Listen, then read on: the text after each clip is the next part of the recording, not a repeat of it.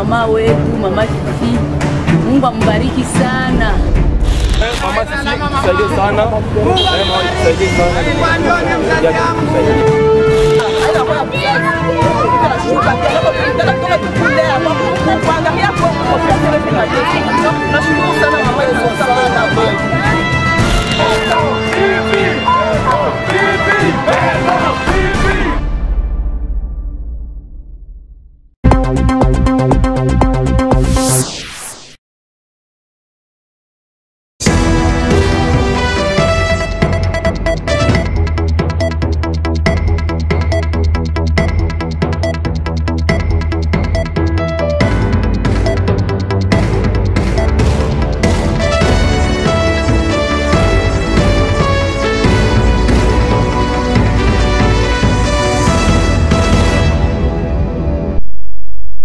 Merci pour votre fidélité, mesdames, mesdemoiselles et messieurs. Bienvenue à cette édition du journal. 3 semaines après la signature à Kampala d'un accord intergouvernemental portant sur la mise en œuvre conjointe d'un projet routier et l'accord de développement du projet concernant la construction et la rénovation de routes nationales 4 et 2 entre les autorités ougandaises et congolaises, le président Félix-Antoine Tshisekedi Tshilombo et son homologue Yoweri Museveni ont lancé le mercredi 16 juin 2021 les travaux de rénovation des routes congolaises réparties en 3 axes. Suivez.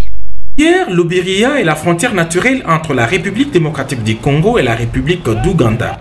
C'est ici que les 2 chefs d'État, Félix-Antoine Tshisekedi Tshilombo et Yoweri Kaguta Museveni, se sont rencontrés pour une double cérémonie de lancement des travaux de rénovation de 223 km des routes congolaises qui sont réparties en 3 axes.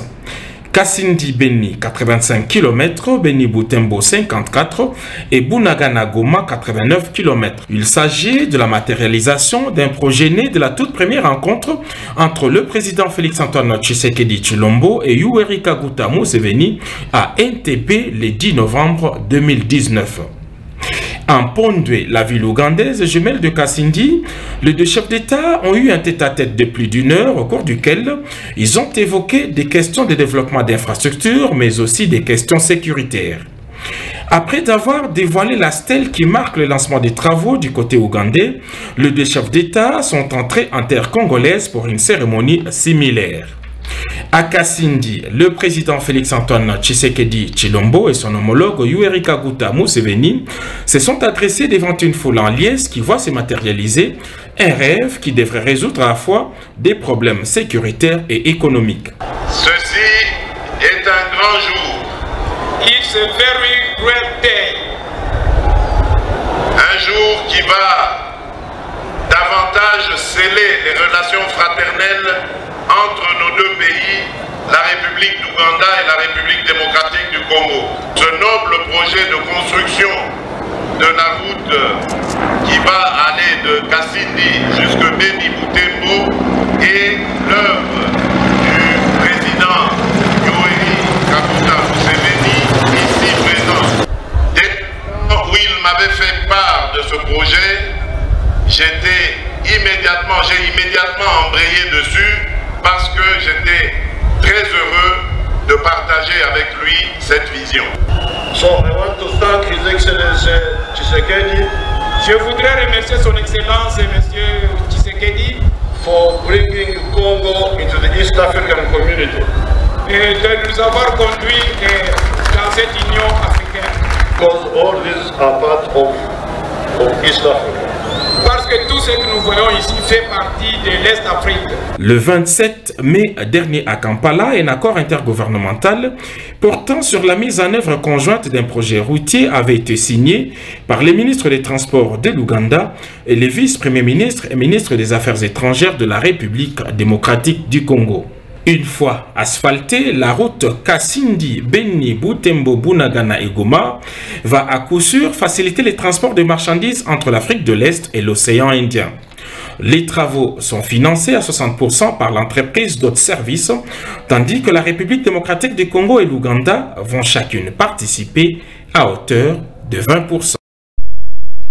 Toujours sur les plans national, la veille qui a suivi la révision de la peine de Vital Kamerhe, son parti politique, l'UNC, a décidé de claquer la porte au regroupement politique Cap pour le changement en suspendant leur participation aux différentes réunions. Suivez. Au cours d'une réunion organisée à Kinshasa, la capitale, ce 16 juin 2021, le parti cher à Vital Kamerhe a décidé de ne plus participer aux réunions cash et de l'Union sacrée. Insistant sur le caractère politique de la condamnation de Vital Kamerhe, bien avant, le parti avait prévenu qu'en cas de non-libération de leur leader, des mesures allaient être prises. Billy Kambale, secrétaire général du parti, a déclaré que les discussions se poursuivent pour d'autres décisions. Quant à la question sur le retrait des animateurs UNC de l'exécutif, la question divise le parti. Selon nos sources, une décision finale viendra de Vital Kamerhe dans les heures qui suivent. Et en province, les gouverneurs intérimaires du Lualaba, Fifi Masuka Saini, est allé remercier les mamans kimbanguistes de la cité de Kolwezi pour l'accueil chaleureux réservé au chef de l'État Félix-Antoine Tshisekedi Tshilombo lors de son dernier passage en province. Mamawa Lualaba a profité de l'occasion pour conscientiser ces femmes à jouer pleinement leur rôle de moteur dans la société. Suivez. C'est un culte des femmes de l'église de Jésus-Christ sur la terre par son envoyé spécial Simon Kimbangu Kiangani, auquel a pris part le gouverneur intérimaire du Lualaba Fifi Masuka Saini. Une occasion pour l'autorité provinciale de communier avec ces femmes de prière qui ne cessent de lui apporter une main forte spirituellement. Dans ce temple de la cité Manika, un grand nombre de femmes kimbanguistes s'étaient rassemblées en présence de leur représentant provincial, le pasteur Catalana Ozi Simon. La joie était immense parmi eux. Elles n'ont cessé de lancer de chants et de cris pour afficher leur amour à celle qu'elles appellent Mama Lualaba. La première citoyenne du Lualaba a de prime abord remercié les femmes kimbanguistes au nom du chef de l'État Félix-Antoine Tshisekedi et de la première dame pour laquelle lui réservée lors de son séjour à Kolwezi.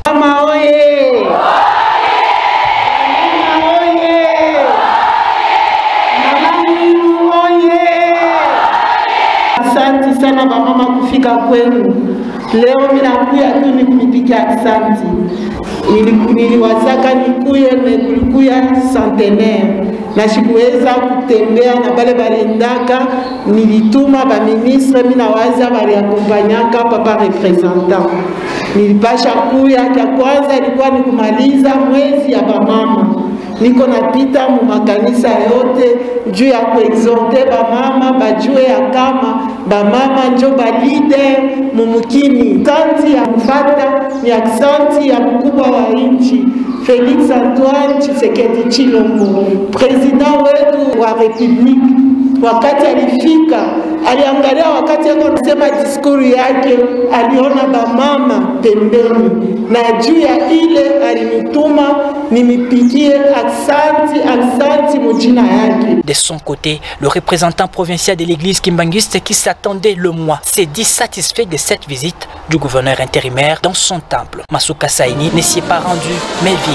Un lot de pagne aux couleurs traditionnelles de l'église a été remis aux femmes kimbanguistes. À son tour, l'église kimbanguiste a remis à l'autorité provinciale quelques présents en guise de reconnaissance à Masuka Saini Fifi pour son amour particulier envers cette communauté religieuse importante de la RDC. Nous avions clôturé le mois de la femme. Elles n'étaient pas là. Voilà la raison pour laquelle je suis passée voir toutes les mamans pour les encourager à aller de l'avant, les encourager à travailler parce que le premier commandement de Kimbanguiste, c'est respecter l'État. Et voilà, je suis venue moi aussi les saluer et leur dire merci. Vraiment ravi avec la présence de la maman vice-gouverneur et gouverneur intérimaire de la province du Lualaba parce qu'on ne s'y attendait même pas. Donc cela montre que nous sommes dans son cœur. Et comme nous sommes dans son cœur, vraiment nous aussi nous ne manquerons pas à la mettre dans nos cœurs et nous sommes ravis. Nous sommes toujours au gouvernorat de province où Fifi Masuka Saini, gouverneur intérimaire du Lualaba, a réceptionné 3 engins roulants de la part du bourgmestre de la commune rurale de Fungurume. Il s'agit d'un camion corbillard, d'une Jeep pour la police et une autre pour le ministère de l'Agripel. L'autorité provinciale en a profité pour sensibiliser les services bénéficiaires d'en faire bon usage. Suivez. Le bourgmestre de la commune rurale de Fongoromé, Christian Mukonto, a présenté à l'autorité provinciale Fifi Masquasaini 3 engins automobiles, parmi lesquels 2 Jeep Land Cruiser Pimpanef, kilométrage 0, l'une pour la police et l'autre pour la Gripel, ainsi qu'un corbillard. Ces engins automobiles auront pour mission de servir à la population de la commune des Fongoromé. Ayant réceptionné ces engins en présence des membres de son équipe gouvernementale et ceux de son cabinet, le gouverneur intérimaire de la province du Cobalt n'a pas manqué d'encourager cette marque de gestion qui s'inscrit dans la vision du chef de l'État, les peuples d'abord. La femme numéro 1 du Lualaba a invité également les services bénéficiaires à les utiliser en bon père des familles avant de procéder à la remise officielle des clés contact des véhicules. Je ne peux que souhaiter à ceux qui vont utiliser ce que vous venez d'acheter, les véhicules, puissent les utiliser en bon père des familles. Ce sont des outils de travail et non de famille. Donc aujourd'hui, quand nous passerons, nous saurons que nous avons une police digne. En tout cas, à tous ceux qui sont bénéficiaires, je ne peux que leur souhaiter un bon travail dans ces belles conditions que vous les avez mis aujourd'hui au travers les demandes et les recommandations ainsi que les ordres du chef de l'État qui sont passés par moi. Toutes mes félicitations, continuez dans cet élan.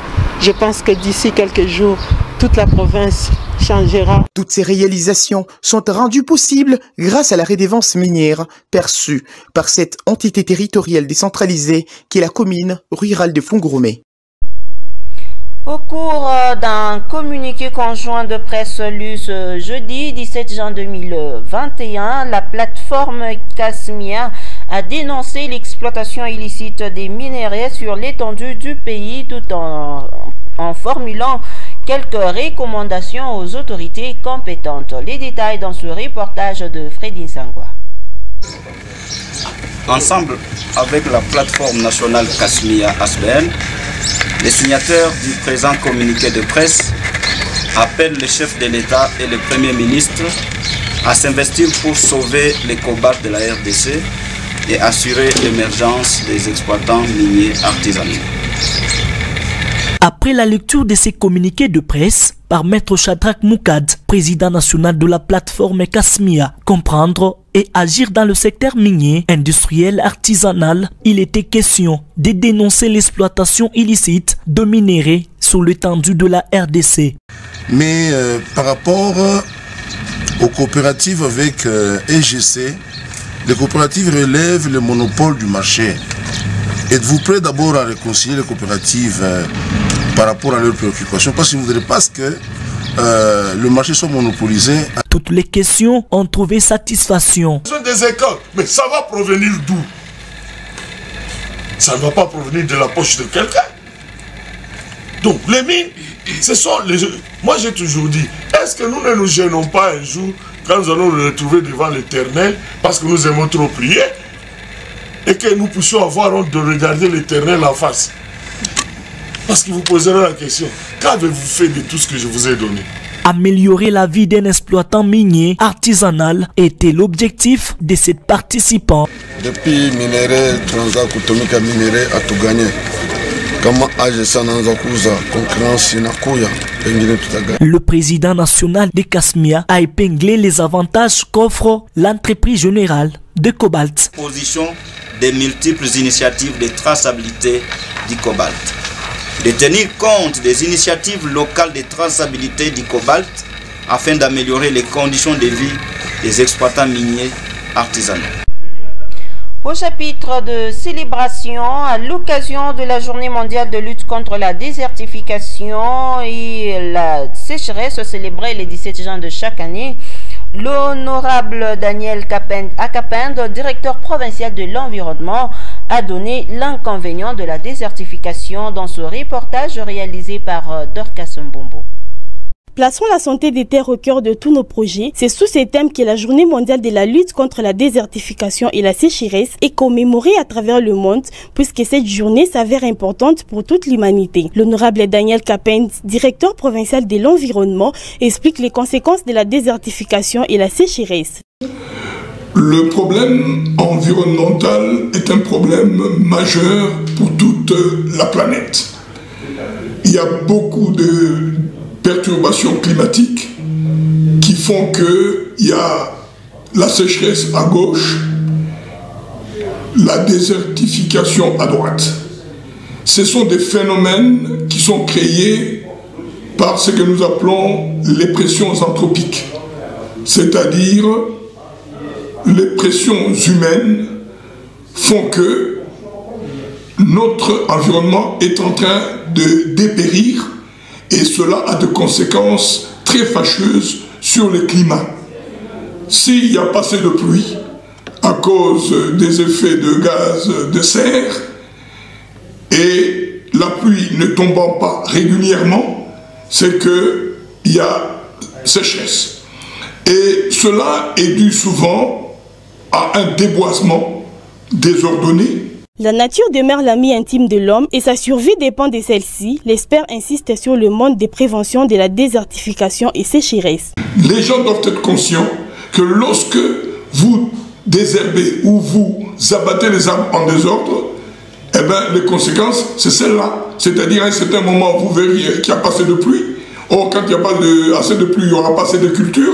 Quand il n'y a pas assez de culture, c'est-à-dire la vie par rapport aux besoins de l'homme, devient un problème. Et c'est ce que nous sommes en train de faire. Et pour lutter contre ça, c'est d'abord éviter le déboisement désordonné, encourager le boisement ou le reboisement. L'humanité mène une guerre implacable et de l'autodestructrice contre la nature. Parlons de la nature et l'environnement. Les hippopotames quittent les eaux profondes pour envahir les champs des populations. Une situation qui met en mal les habitants du village Kando. Une occasion pour le chef de localité de faire appel aux autorités compétentes. Reportage de Eric Mayawel. Le chef de localité du village d'Ikonda lance un appel auprès des autorités compétentes suite à l'envahissement des hippopotames dans les champs des particuliers de lieux d'habitation. Ces espèces ont déjà causé mort d'hommes dans ce village et même dans ses contrées environnantes. D'où le chef de localité s'est dit indigné car après plusieurs démarches effectuées auprès de l'Institut congolais pour la conservation de la nature ICCN, qui ne gire que sur la protection de ces espèces aquatiques. Kumbi na hii nyeni parke kani paske humu maparke yote tuko nayo mwetu mkongo tuko na Maindombe, Upemba, Kunderungu, Virunga. Sasa hii ni parke kani ya kusema ICCN etu kwense hapa nyama mwenyewe wa parke anamu. Mchi wa parke anamu, ndeke wa parke anamu.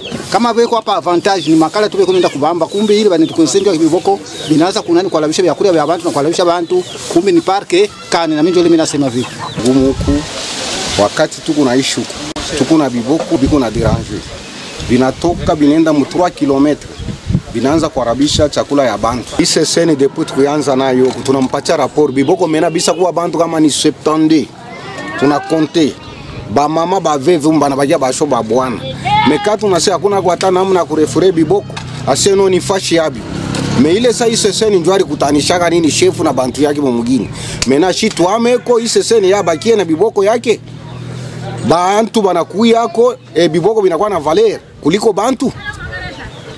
Mama Fifi Masuka ituangalirie ko namna ya kurefure nini bile biboko parce que bitwache ko temps. Chaque année, ses habitants se voient menacés sans défense par ces hippopotames qui quittent les eaux profondes pour détruire les champs des pauvres citoyens. Aux autorités compétentes de trouver une solution face à cette situation. Et pour finir, les habitants de ce village ont lancé un cri d'alarme aux autorités compétentes car il manque des infrastructures de base. C'est toujours Ifand Mayawel. Dikanda, ce village situé à plus de 70 km de la ville de Kolwezi sur le tronçon Lola-Bankando, ces coins de la province fait face à de nombreuses difficultés. Manque d'infrastructures de base, en l'occurrence, centre de santé adéquat. Eau potable est un casse-tête pour la population de ce village.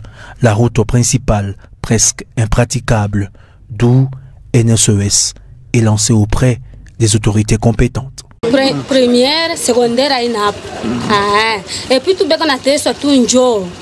Aba mbele ba première bengine banasoma kama magharibi na busubuza saba ba secondaire ni mateso sana. Hospitali hapa pano mwe ututuma privé tu njo tuko hapa ipi tuko na teso.